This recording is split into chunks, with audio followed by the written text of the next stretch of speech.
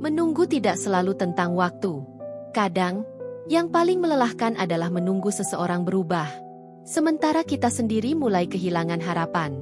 Ini cerita tentang hari itu akhirnya datang. Hari ketika penantian berhenti menyakitkan. Raka berusia 27 tahun ketika ia mulai menyadari ada yang salah dengan dirinya. Bukan karena satu kejadian besar. Bukan karena satu kegagalan dramatis. Melainkan karena kelelahan yang menumpuk, hari demi hari, tanpa pernah benar-benar pergi. Sore itu, hujan turun tipis di trotoar depan minimarket kecil.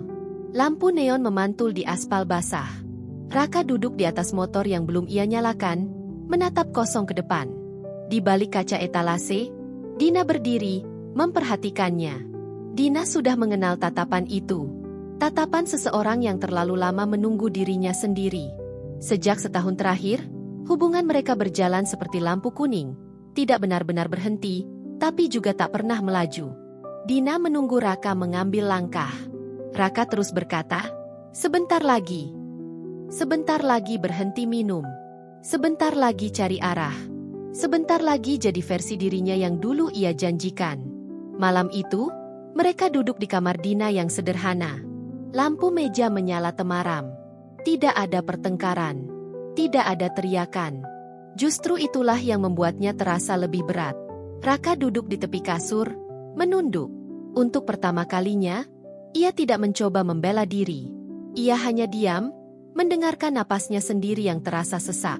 Ia sadar, selama ini ia selalu menunggu waktu yang tepat. Padahal, waktu tidak pernah benar-benar datang mengetuk. Hari-hari berikutnya berjalan lambat. Raka masih bekerja, masih bertemu orang, masih tertawa kecil di tempat yang seharusnya tidak ia datangi lagi.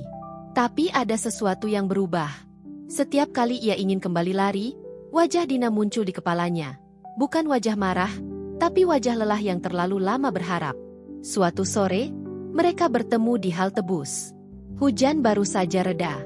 Bangku besi dingin, jalanan masih basah. Kali ini, Raka tidak duduk menjauh.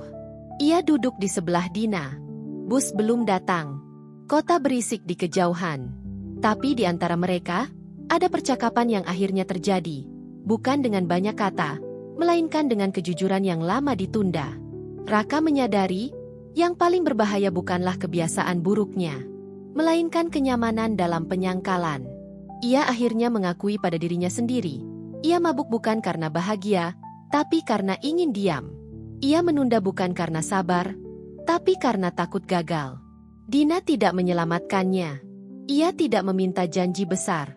Ia hanya bertahan cukup lama untuk melihat apakah Raka mau bangun sendiri. Malam itu, mereka berjalan kaki menyusuri jalan kecil dekat rumah kos Raka. Lampu-lampu rumah menyala satu persatu. Ada kehidupan di balik jendela-jendela itu.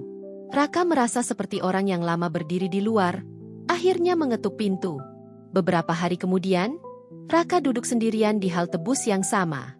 Tapi kali ini, ia tidak menunggu pelarian. Ia menunggu keberangkatan.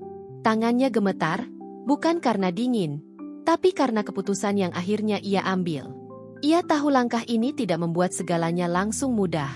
Tapi ia juga tahu, bertahan di tempat lama hanya akan membuatnya kehilangan lebih banyak. Bus datang dengan suara berat. Lampunya terang memecah malam. Dari kejauhan, Dina berdiri. Tidak mendekat. Tidak memanggil. Ia tahu, ini bagian yang harus Raka jalani sendiri. Tapi senyum kecil di wajahnya mengatakan sesuatu yang penting. Penantian itu tidak sia-sia. Raka naik ke dalam bus. Duduk dekat jendela. Kota bergerak mundur perlahan. Untuk pertama kalinya, ia tidak merasa dikejar oleh suara di kepalanya. Dina berjalan pulang sendirian. Langkahnya ringan. Bukan karena semuanya sudah selesai, tapi karena akhirnya ada arah. Tidak semua penantian berakhir indah. Beberapa berakhir dengan kepergian. Beberapa berakhir dengan kelelahan.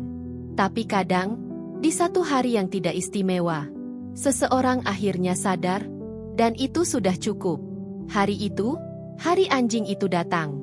Bukan karena dunia berubah, tapi karena Raka akhirnya bergerak. Dan Dina tidak lagi menunggu sendirian.